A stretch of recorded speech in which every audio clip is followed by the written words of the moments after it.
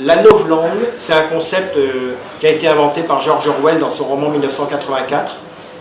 La novlangue a trois rôles. Le premier rôle, c'est de dire avec des mots positifs des choses négatives. Par exemple, dans les années 80, quand les plans de licenciement ont commencé, on disait il va y avoir un plan de licenciement, c'est-à-dire un sidérurgie souvent, un plan de licenciement accompagné d'un plan social.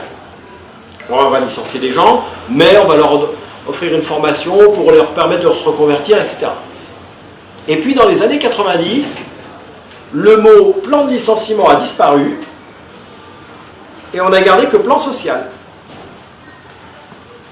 C'est-à-dire qu'après on a dit, pour décrire un plan de licenciement, on disait il va y avoir un plan social dans telle entreprise. C'est-à-dire qu'on nommait social une action profondément antisociale. Le mot social a été retourné comme une crêpe, à 180 degrés.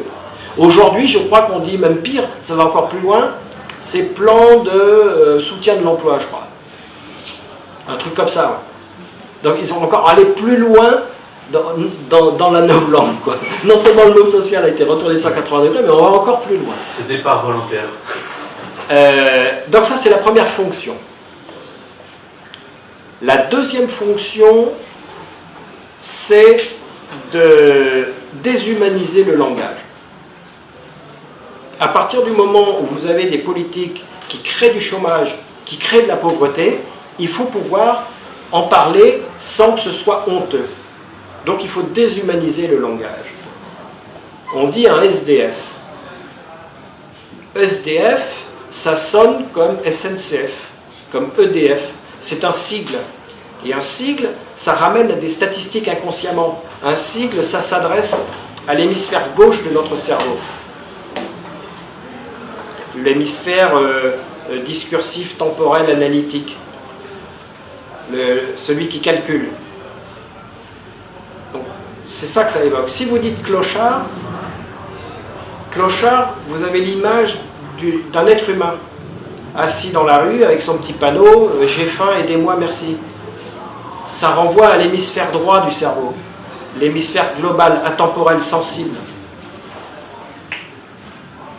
Donc il y a toute une mécanique de déshumanisation du langage qui fait qu'on peut parler de la misère, de la pauvreté, sans broncher, alors que normalement ça devrait nous faire hurler.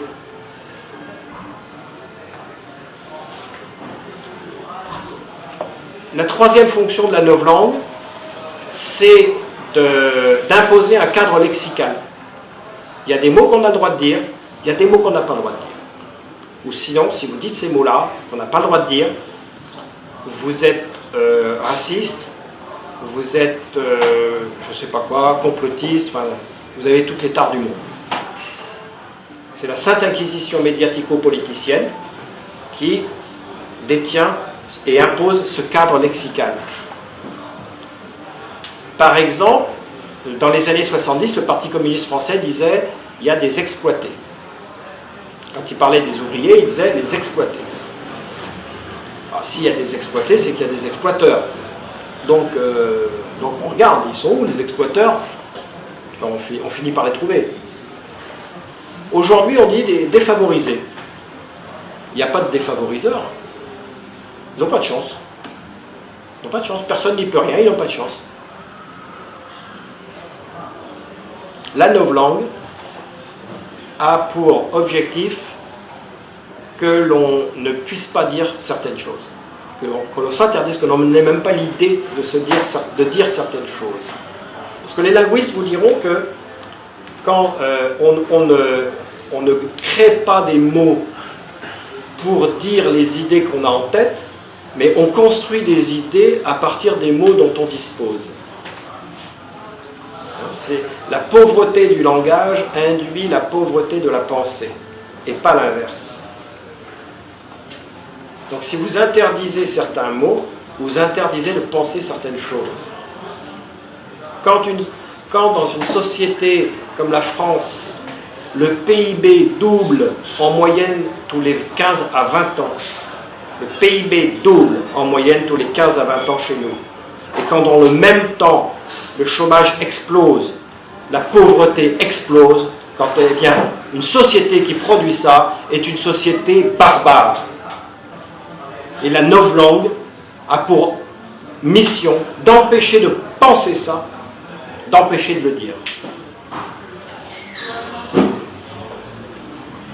Il va nous falloir donc nous battre contre ça. Le premier combat à mener, c'est le combat pour la langue, pour le sens des mots.